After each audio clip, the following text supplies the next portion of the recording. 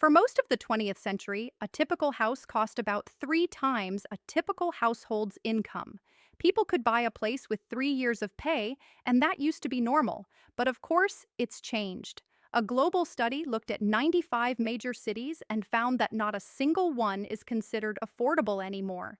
Even the so called normal cities have slipped out of reach.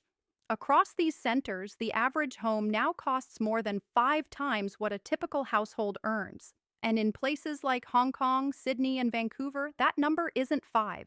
It's 9, 10, even 14 times income, and they aren't even the worst. In Beijing and Shanghai, price to income ratios routinely exceed 20 or even 30 times, showing just how far the gap can stretch in the world's most pressured markets. So, yes, it's official.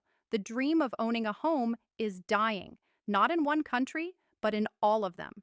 And when that dream disappears, a lot of other things start disappearing with it. As homes turn into investment opportunities instead of places to live, people put off having kids because they can't afford the space, they turn down better jobs because moving costs too much, and younger generations stop saving altogether. Because what's the point of saving for something that you'll never be able to afford anyway? The result of this shift is a strange economy where the people who build our cities, teach our kids, and keep everything running can't afford to live in the very places they keep alive. So, how did we get into this mess? If people can't afford to populate these cities, can prices really get any worse? And finally, what would it actually take to fix it? Have you ever started writing an email to a client or colleague and just not known where to begin? Between scripting, emailing, and going back and forth with collaborators, writing is all I do, and getting started can be the most challenging part. That's why I use Grammarly. It's an AI writing partner that helps professionals with all their writing needs from start to finish, providing personalized suggestions that sound like you. I've been using their AI chat to help me get past my writer's block and straight into writing. It also has a humanizer tool that helps your writing sound more natural by adding warmth and making your words more natural. But on top of that, it can examine your writing and provide topic-specific feedback with its expert review feature, which uses feedback inspired by experts in the field to help elevate your writing. Another cool thing is how you can download Grammarly on your phone and send those last-minute emails to your team on the go. If you want to improve your writing and ideation, whether it's for work, side projects, or just for clearer communication, sign up and upgrade to Grammarly Pro to level up your productivity. You can use my link for 20% off Pro. Thanks again to Grammarly for sponsoring this video. Every year, Chapman University releases the Demographia International Housing Affordability Report, one of the most detailed looks at living costs anywhere. It compares house prices to household incomes across 95 cities like Sydney, Toronto, London, and San Francisco, and it shows where the dream of home ownership still exists and where it's completely gone. Researchers use something called the median multiple, the price of a typical home divided by a typical household's yearly income. In a healthy market, that number sits around 3, but this year, something unprecedented happened. For the first time in the report's 21-year history, not a single market was considered affordable. While conditions vary, most of the 95 cities now fall into the seriously or severely unaffordable categories, meaning a typical home costs more than 4 to 5 times what a typical household earns. And in 12 of them, things have gotten so bad. They added a new label, impossibly unaffordable, where the median home costs more than 9 times the median income. At the top of this list is Hong Kong at 14.4 times income, and Sydney isn't far behind at 13.8. Then comes San Jose, Vancouver, and Los Angeles. And once you start looking beyond those cities, you realize the same pattern repeats across entire countries. Homes in Australia's average city are now near 10 times median income. Even smaller markets like Perth or Brisbane are now less affordable than New York. In Canada, affordability has been collapsing since the mid-2000s. Vancouver has ranked amongst the 4th least affordable cities on Earth for 18 years straight, and Toronto isn't far behind. Greater London homes now sit at 9 times median income, while the UK average has crept to 5.6, which is roughly double what it was in the 1990s. Even the United States, well known for its sprawling suburbs and cheaper housing, has climbed from 3.9 before the pandemic to 4.8 today. For context, Pittsburgh, the most affordable city on the list, sits at 3.2.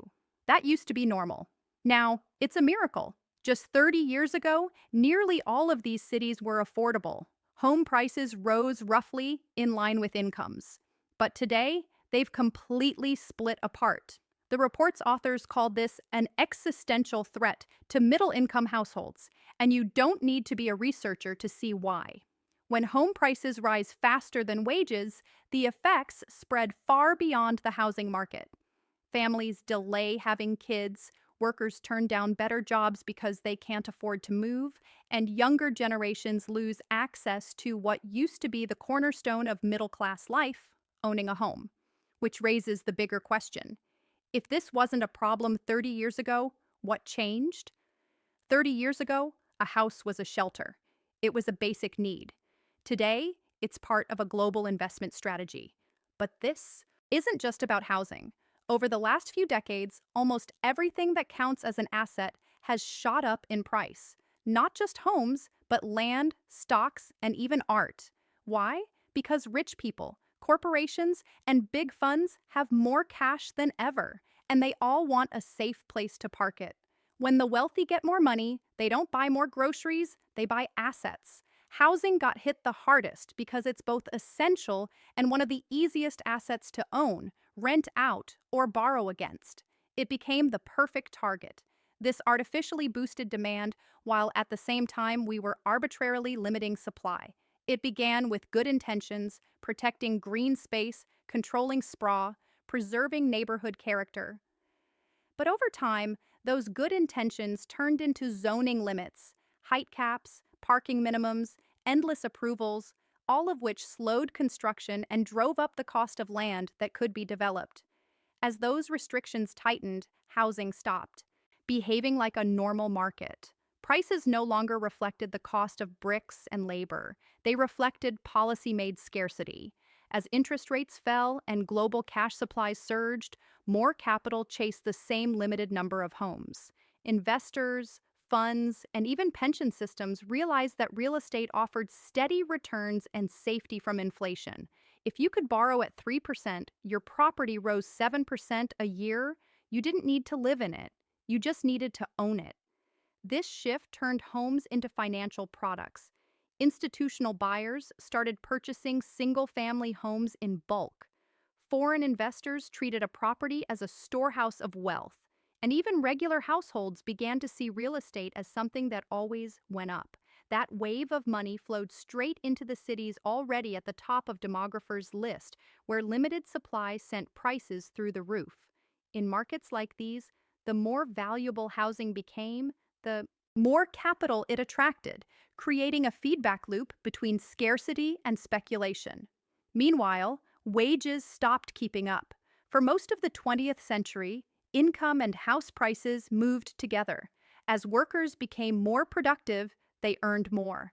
And as cities grew, they added more homes. But in the 1990s, those trajectories diverged. Trade, automation, and offshoring put a lid on middle-income wage growth, even as living costs rose. In the U.S., median real wages have risen only around 10% in the last 20 years, while home prices have doubled, tripled, or even quadrupled in the same period. A few decades ago, a single income could buy a family home, and if a second earner joined the workforce, that meant a bigger house or a better neighborhood.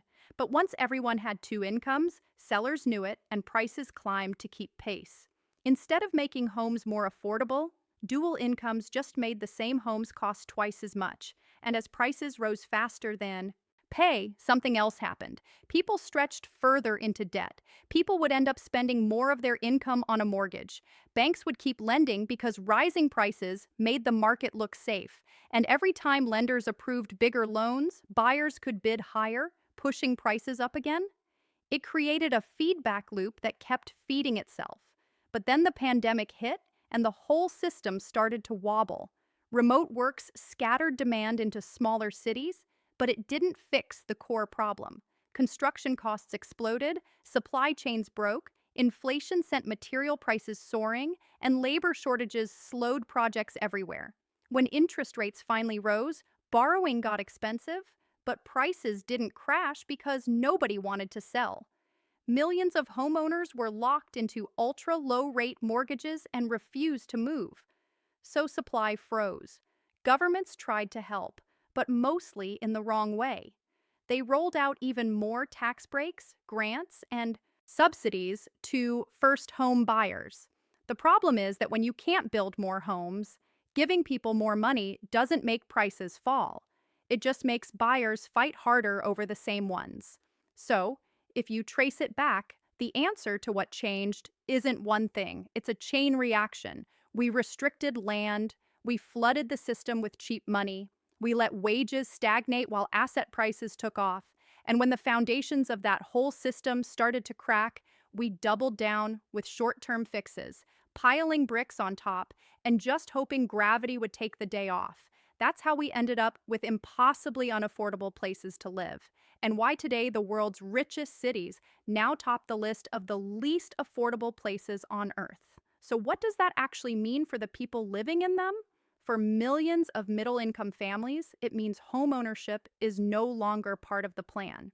In cities like Los Angeles, Sydney, and New York, a large share of renters now spend about 30 to 35% of their income just keeping a roof over their heads, right above the threshold economists consider unaffordable. The average first-time homebuyer is now in their late 30s or early 40s, a full decade older than their parents were. And when the people can't afford to live where their jobs are, they stop moving for opportunity. In the US and Canada, people are leaving major cities for smaller towns, a trend economists call counter-urbanisation. And while that might sound like a good thing for regional growth, it often means the most productive cities lose the very workers that keep them running. Teachers, nurses, tradespeople, hospitality staff. A locked housing market becomes a locked labor market. Productivity slows, innovation spreads more slowly, and inequality deepens. Because while renters and first-time homebuyers are falling behind, existing homeowners keep getting richer. Every year, their homes gain value not because they worked more hours or invented something new, but because scarcity made their property worth more. Globally, the total value of real estate now sits at around 3.5 times the world's annual GDP. And even for people who are lucky enough to grab onto the ladder, buying in at such elevated prices feels like a gamble. High debt, high risk, and the constant fear that one economic shock could knock everything off balance. So, is there any way to stop this? Some countries are starting to try. New Zealand launched a plan called Going for Housing Growth in 2023, which forces major city councils to zone enough land for 30 years of housing demand. Their goal is simple: make land supply predictable so prices can't spiral out of control. In the US, cities like Minneapolis and states like California have begun loosening single-family zoning. That means duplexes and small apartment blocks can be built in neighborhoods that once allowed only one house per lot. This opens up supply where people actually want to live. Singapore is taking a completely different approach. There nearly 90% of households own their homes thanks to massive public housing program managed by the Housing and Development Board. The government buys land, builds at scale, and sells apartments directly to citizens at subsidized prices. So yes, this shows that if you treat housing as infrastructure, like roads or schools, you can achieve near universal ownership. Then there are countries tackling speculation instead of supply. Hong Kong and Wales both tax second homes heavily. In Wales, local councils can charge up to 300% council tax premium. Taiwan taxes properties sold within 2 years at up to 45%, discouraging fast flips and speculative buying. And in the Netherlands, some municipalities have banned investors from buying in certain neighborhoods to keep homes for locals.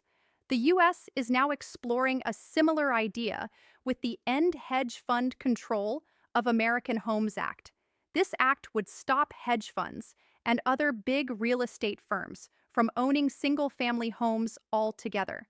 So, yes, to fix this crisis, we need more homes, but we also need to rethink who's buying them, where they're built, and what kind of economy they're fueling. Because at its core, it's the same old story, a tidal wave of money flowing into a handful of assets and drowning the middle and low income classes in the process. And unless that imbalance changes, no amount of zoning reform or new construction will make homes truly affordable. If you want to understand why inequality is now reaching a tipping point and how we got here, we've already made an entire video on that exact topic, and you should be able to click to that on your screen now. Thanks for watching, mate. Bye.